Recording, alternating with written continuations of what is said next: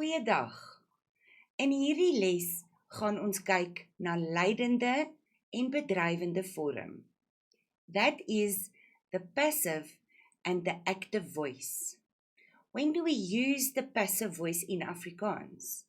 Mostly when we do our creative writing, we write in the active voice. But sometimes for your paper 3, when you have to write a report on things that have happened or has happened, then you need to use the passive voice, die leidende vorm. So kom ons kyk hoe ons dit gaan doen.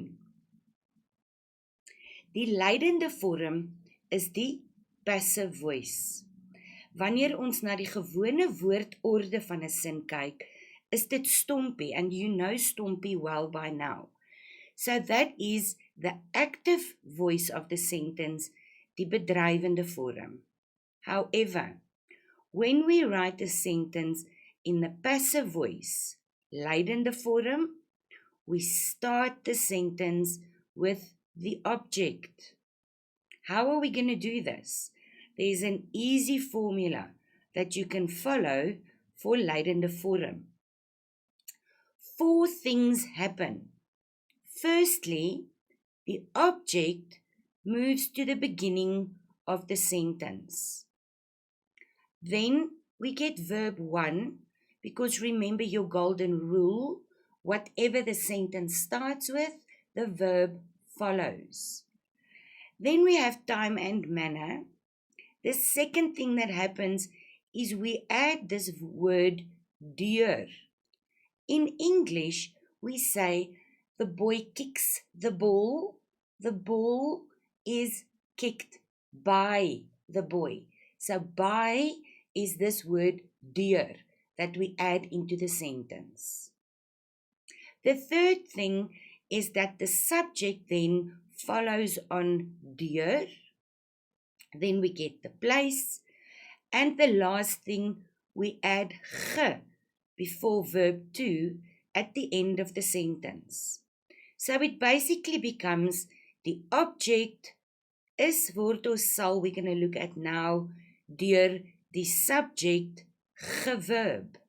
So you have to remember object goes in the beginning of the sentence, followed by the verb. We add deur.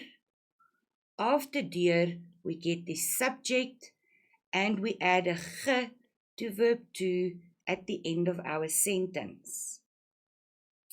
Important to remember, before you change the sentence from active into passive voice, you have to look at the tense that the original sentence is in that they are giving to you. This will determine what verb 1 is going to be. Let's see. So we're looking at the tense of the active sentence. If it is in the verlede tyd, verb 1 becomes is. If it is in the teenwoordige tyd, present tense, verb 1 becomes word. In die toekomende tyd, future tense, we are going to keep the sal and add word at the end of the sentence. Let's look at some examples and just a reminder that hulpwerkwoorde volg dieselfde formule as toekomende tyd. In other words, we are going to have object and then kan, wil or moet,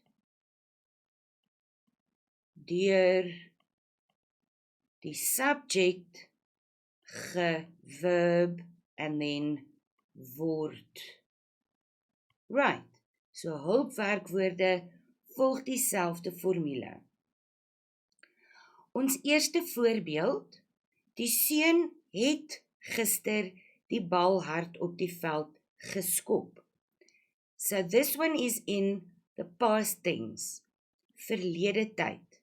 That makes it easy for us because verb 2 is already at the end of the sentence and it already has a ge. And because it's in the verlede tyd, our verb 1 is going to be is. Onthou die formule. Ons begin met die object van die sin. Die bal is gister, time, hard, manner. Then we add deur, and then we have our subject. Op die veld is our place. Geskop is verb 2. Right. No, that's not subject, object. Die bal is gister hard deur die seun op die veld geskop. Example 2. Die seun skop vandag die bal hard op die veld. Nou is ons in die teenwoordige tyd. We are in the present tense. So verb 1 is going to be word. Once again, remember your formula, starting with the object, die bal, word, vandag, hard, and then we add deur. Die seun is the subject, op die veld is the place. The verb gets a ge and moves to the end of the sentence. Die bal word vandag hard deur die seun op die veld geskop. Another example. Die seun sal die bal hard op die veld skop. So sal tells us that we are in the toekomende tyd, we are in the future tense. So for future tense, verb 1, the sal stays and we add word after verb 2. Once again, start with the object of the sentence, die bal, object, sal, hard,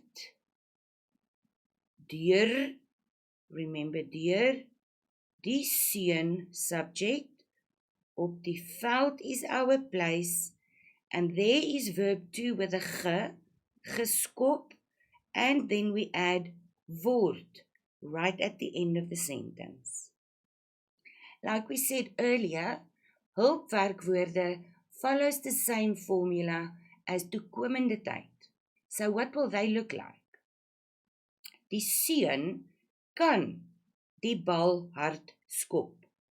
Hulpwerkwoord, met ander woorde, verb 1 word sal en word. Sal is however replaced by kan, wil, or moet. So when we have our sentence, die bal, object, kan, which can be kan, wil, or moet, for verb 1, hard is the manner, we still add deur, die seun is our subject, verb 2 still gets a ge, and word is added at the end of the sentence. When you have to write these sentences from the leidende vorm back into the bedryvende vorm, you are simply going to reverse the process. So you'll remove the ge, put the verb back in its place, and make sure that you have the tense correctly. Go through these slides and remember your formula, which will get you through leidende and bedryvende vorm. Dankie.